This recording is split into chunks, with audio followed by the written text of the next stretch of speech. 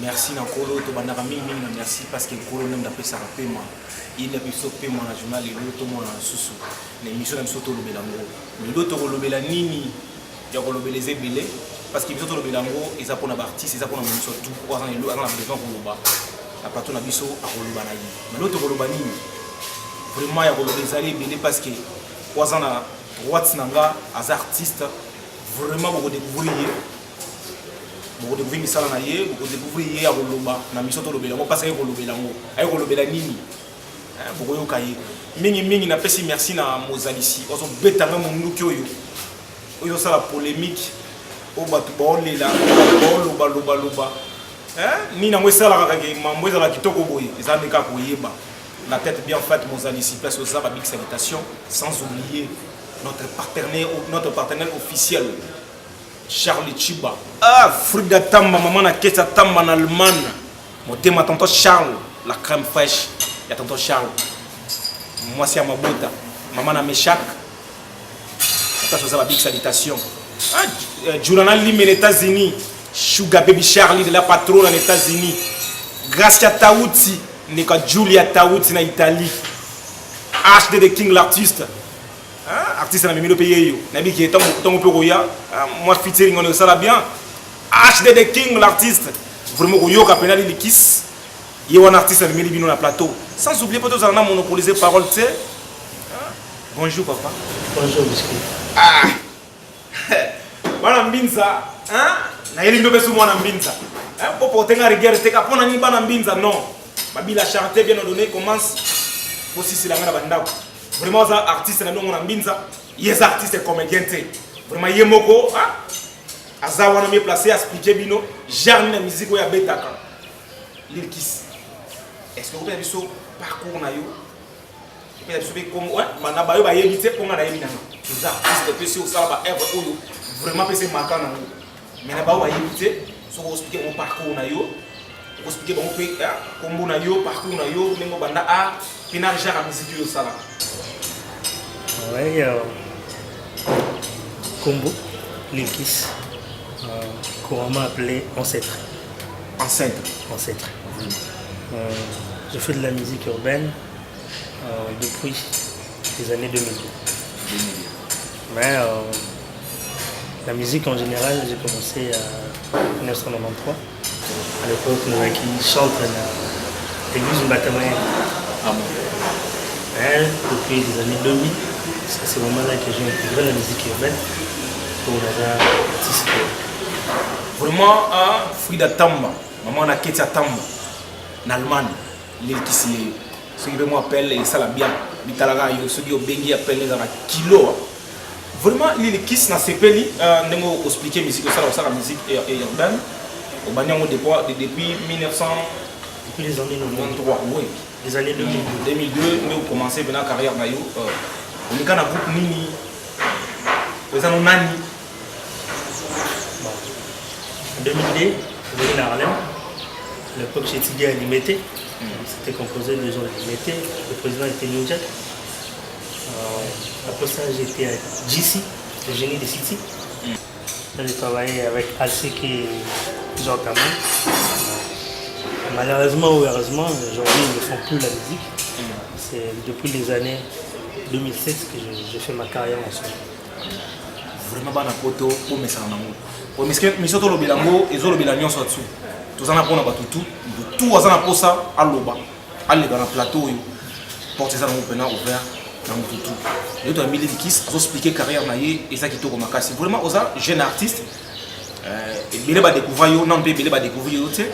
Mais à travers ta émission, tu as appelé point où tu as commenté, tu as le gars la Frida Tamba, la Kesa Tamba, le gars la débat, bana poto, tu as émission où tu as partagé, même que bele bana poto, bana city, bana ya binza, bele bana mikidi. Tu as émission et ça va bien. Le gars Chibo Chibolette, mon compte à Séoul, l'idée à Séoul, à Otal, on a eu tant de Chibo Mona yo, qui est un artiste sur ma bélé. Depuis ma carrière solo na yo, ni aussi réalisé. Le single, ni aussi réalisé déjà carrière solo. Depuis carrière solo, il y a eu pas mal de choses. Il y a eu quelques single. Barbecue, autrefois Kokomo, autrefois à un moment donné. Des trucs qui sont passés à la télé, on a fait un peu de promotion. Ouais, je crois que c'est seulement maintenant que je suis en train de réaliser mon premier plateau. On a tout comme et ça, c'est pour le monde qui Mbinza cette fois-ci, il veut aussi qu'on appelle Simaté. Mais il y a ça qui est Mbinza, autant on va clipper les gars à la télé, presque Congo Mobimba, Batala Rayango, presque le monde entier, Batala Rayango. Vraiment, il kiss, Bilé à les alliés, Bilé à les 4 alliés. Question Oyo, vous dites franchement, et pas il y a Frida Tamba, ça parmi ma partenaire et émission Oyo. Tant que le baka to sala ramu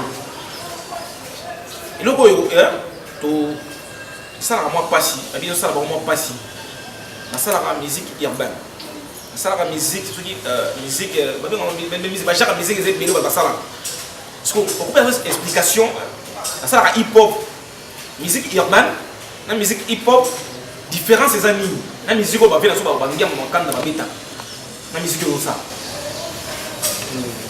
ouais. Je crois que un peu vous catégorisant. Quand on parle de l'hip-hop, c'est l'origine c'est le rap. Pour les bandes qui sont pour l'esclavagisme en Amérique. Et la musique est bishop là. La rumba congolaise, il y a Kouta Kiba, même pas cannabis. La musique couleur mon la rumba mais ça n'est pas roté là. C'est ça la rumba congolaise. Quand on parle de la musique urbaine, dans mon cas, forme mitigée de la musique. Un peu de mélange, il y a Oyo, il y a Oyo, il y a Oyo. Et tu mélanges, je dis que je fais de la musique urbaine, je fais du rap, je fais de l'R&B, je fais des afrobeats. Quand on essaye de mélanger ces styles, et en Afrique, moi qui mon corps, on a vu son âme.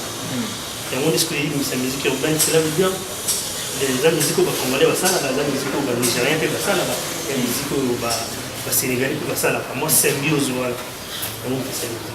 Vraiment, Roméo, moi, na cité à Tanga, pardon, Londres, Kala, moi, na Newcastle. Quand on la peine à Bélé, on a fait Congo, tout le monde fait des drapeaux congolais, Roméo, Roméo, papa, na place aux ans à Londres, on a fait une big salutation. Venez à Bélé. On dit que venez à Bélé, tant que mon aïe comprend que venez à Bélé.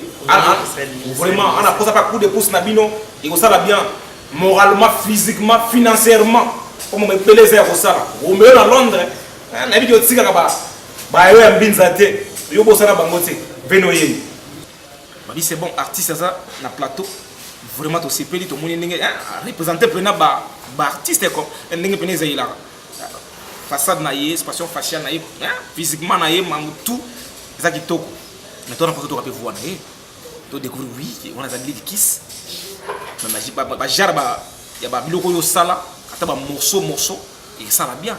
Ça combattant guerrier, à ton là déjà ça complet. Moi non, il a tout ça là, les kiss l'artiste. Vraiment les gens ont belango beaucoup comprendre que on a le besoin solo. Même des ceux qui ont possible. Pas mal. Boxer à dame de l'an au final. Vraiment. Artiste c'est pas toi de l'an. Tu m'es gâté. Problème. Toi mais gâté tout ça là déjà. Faut tout ça. À la fin il kiss l'artiste. Si tu me casses que tu y es cool. Malheureusement il y est déjà mon. C'est seulement parce que peut commenter. Sinon c'est toujours non. Vraiment disons que tu me gana biso mais l'il kiss a me gâté ça là déjà. C'est ça là non. Merci beaucoup. Je crois que j'aurai un ou deux morceaux à présenter au public. Bon, on va aller au mois ci. Et puis, on va faire ça. Ça va faire morceau. Bah, sur les cas. Bah, on a un petit. Et comme on a c'est toi comment on a son côté si on a terre mais on a comment. Toi comment on a dit. Car l'homme soit sage, fais tourner ta tête dans la communauté. fous pas la merde, non, sois sage, pas de futilité, pense à la société pour la prospérité, non, sois sage, fais pas les coulouna, ne sois pas un brigand, parce que tu n'as rien, puisqu'un homme est appelé à se battre pour ça. Puis quand je parle de la bataille, je parle pas des coups de poing, je parle pas des coups de pied, je parle pas des coups de tête, des coups de qui ne risque rien, n'a rien, ne pas rester les bras croisés, se battre pour son lendemain, défendre son territoire. La main ne tombe plus du ciel, c'est pas ça sur comment se battre pour son lendemain, défendre son territoire. Enlacé, place suisse, grosso modo. C'était avec le micro comme mec qui doit sur l'agneau dans ma ville, mais j'ai cassé les dos, tu me comprends, on n'a pas sur la race qu'on a d'eau. Ah, année 2010 ou année 2010. Vraiment. HDD King, l'artiste. La Belgique. Artiste, collègue, moi-même, j'ai la musique. Ceux qui m'ont coup de pouce, moi, Didio, et ça la bien. Et ça la bien, la part à biscuit, c'est l'homme à 3 étoiles, force à présenter. Ah, artiste, qui t'a la voix. Vraiment, la Léni. Na leli parce que moi ko nzembo na yebi na ngo so clip tango la ko balancer ngo pengo ça avec bien makasi mais na yebi tso mo réalisateur on la pena même parole nanga ko beta pe mo logo ça la bien wana to yoki biloko ba 2010 ba 2011 so ni na mo ya sika o ya artiste na biso ameli biso na plateau ya lelo parce que na yebi ke yo na plateau le ka mingi tse so ko logo ezate ya koloba ozala kati so ko logo so to moni yo seke ya koloba ezali ni yo meli biso. C'est juste que la minute on va en plastique. Préparer mon premier album sur le plan solaire. Ça s'appelle Racine Ghetto. Nous avons préparé comme album, il faut que tu attends aux amateurs. Maman n'a qu'à t'attendre. Mais on sait pas autant comment on a maman n'a qu'à t'attendre. Maman n'a qu'à t'attendre. Monter ma tante Cha. Si vous allez monter ma tante Cha. Vraiment. Est-ce qu'elle est bien maman vous allez? Elle est au solo. Sugar Baby des États-Unis, il faut ça en terre. Sugar Baby Père. Ah, pas ça en terre. C'est bien. Sugar Baby. Big salutation. Bon, je suis basé dans la carte comme ça bien. Vraiment ton ticket le temps pour s'exprimer ça bien. Donc Racine Ghetto, c'est un album qui contient Racine Ghetto. Racine Ghetto. Et nous le bail. Racine Ghetto, c'est parce que il y a des gens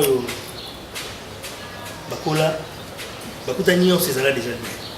Ah bon? Et puis on sous Bakutanion c'est ça là bien. Il faut que bimana les gousous se battre en fort. Ah! Donc dans les ghettos. Quelle réflexion? On a pas gombété, on a pas sitiré. Ah! Il fallait maintenant chercher à se faire un nom. Aller chercher en milieu et moi deux ans il y a bagarre mingi, il y a ça de fort et belé pour ça combo pour bima et autres souffrance wana ils ont pu s'appeler image où il y a la personne qu'on est. On devient beaucoup plus combatif, on devient beaucoup plus fort parce qu'on sait beaucoup plus encaisser. C'est ça. On a lobby là, la Racine Ghetto, on embête ma solo, ce sont des choses que j'ai appris dans la rue, ce sont des choses que j'ai appris tantôt pour la master et autres parce que on a un bon ghetto. Ah bon? Un bon ghetto. C'est le logo album Ozoya Olo. On a vu que Fouda Tamba dans la carte, maman a quitté Tamba dans la carte. On a dit que Djulala Lim les États-Unis dans la carte. On a vu que HD de King l'artiste Tam Soupé c'est la moi featuring en savoir déjà. On a vu que sur le rappel à Wata.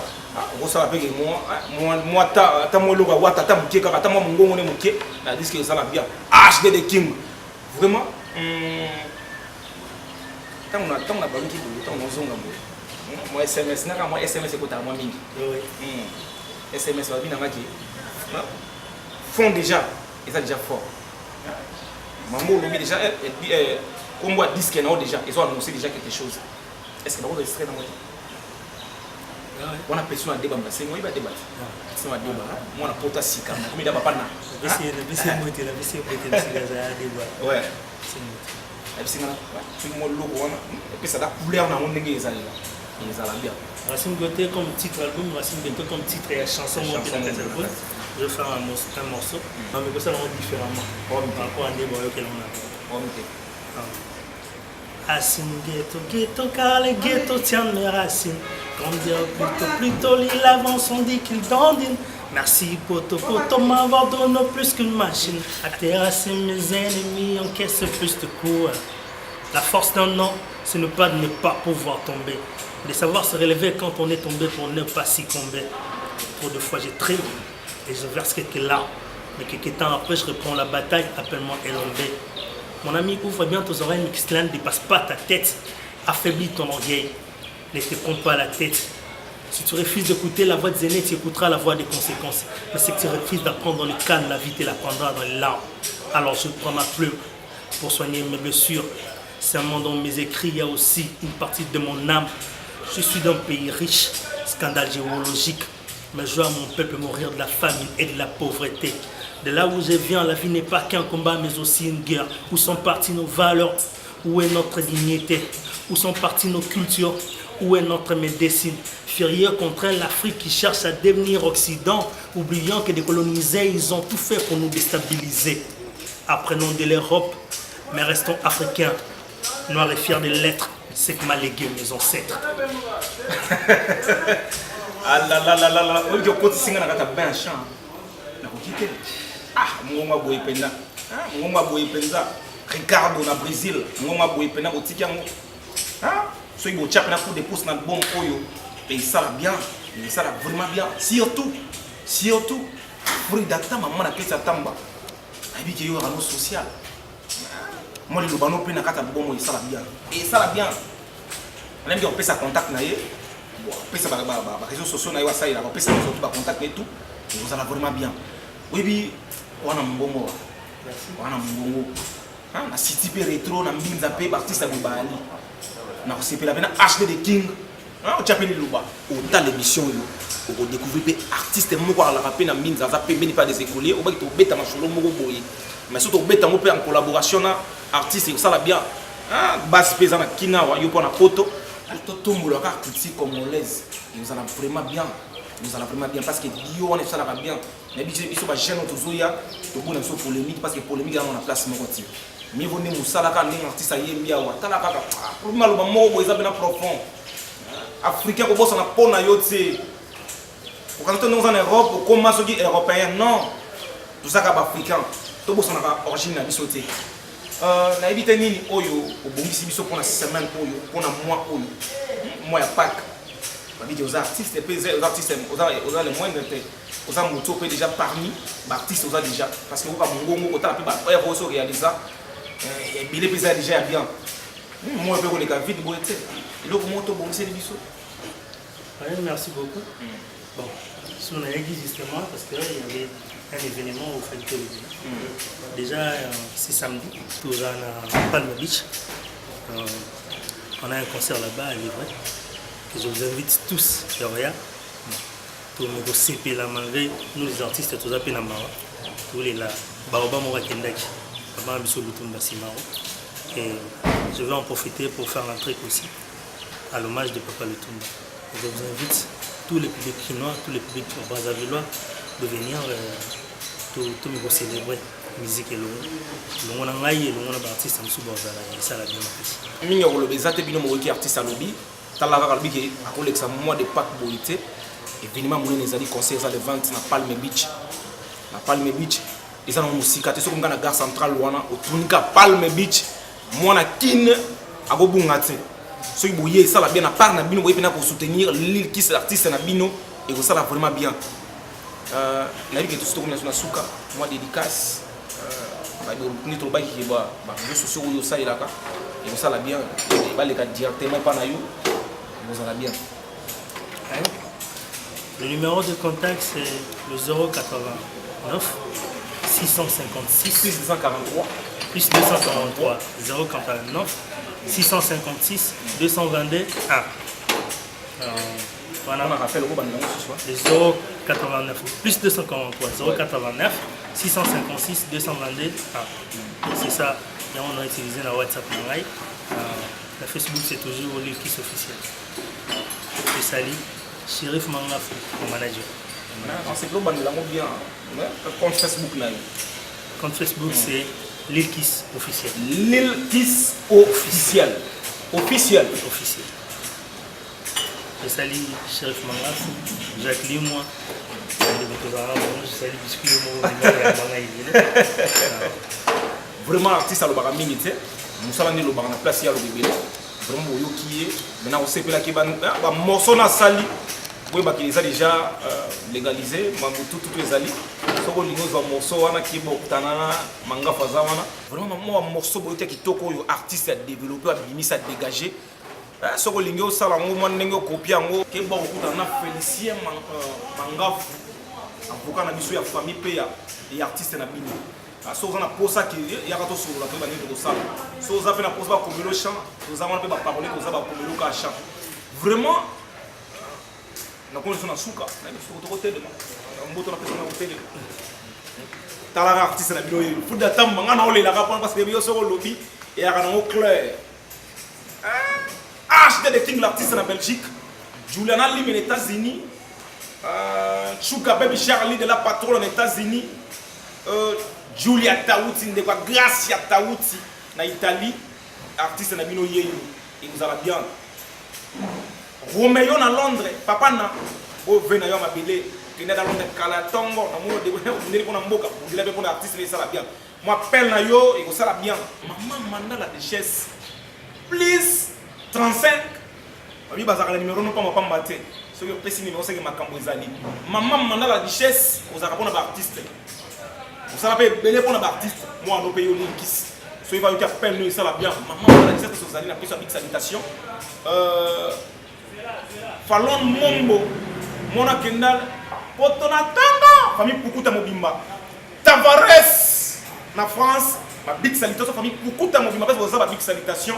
Nga wabino des écoles ma 3 étoiles force à présenter na bien na essayer no bo mesana ngaka bongo bo mesana ngaka bongo sans oublier muta bete ki munduki oyo abeto malamu makasi mozalisi Gaston Mundu na Suède solaka ndingo solaka yo na lobaka na pesa na mukongo so zongise longi boye c'est na osika ko kala mi ke na okota ndako zo solution na zo solution lamba na yike esenga mamango esenga tosenga kaka ikenda pe ka boye peke déjà mados spaghetti parce que ça ba big salutation vous êtes belé na on attend te bozalaka ya ngai lodi kasa na ya kolobe mingi ate ya musalaka malamu notre partenaire officiel Charles Chiba mon maman Jacques Chiba mon papa Jacques Chiba famille Chiba Mobimba ba big salutation mozalisi mon cordon on t'a bêti munduki oyo misi image kitoko oyo sans oublier pardon les gens Kuba Mambongo mon boss Karim Changan quelque chose on a tout le monde ma belle on a tout en malem tout ça on a filmé la caméra la caméra il qui s'abale vraiment il qui sabota il qui il qui sera fiancé vraiment alors une vérité na on est libre ma bota grande on est libre on est fiancé à bala même pas à la raille moko on a même na gauche na 600 émission mais on a boyi mutoté vous allez mabé eze mangafu mona ina tongo ba biso bo mona pe mambo ese ki pa faire partir eze mangafu place aux ba big salitaire que ça au mona nga déjà place aux ba mbote belé famille mangafu mobimba ya bino yango wana papa mangafu abotela biso mwana oyo azana tout et salaka papa mangafu place aux ba big salutation maman côté de maman mangafu pe ya yo yango wana sans oublier place pesa biso place to ça les missions qui toko boye di sala ngomba mais to ça na pompage ils ont adresse ko bunga te tango ya ka ba vacances moi tout pour sala ngombe sala bien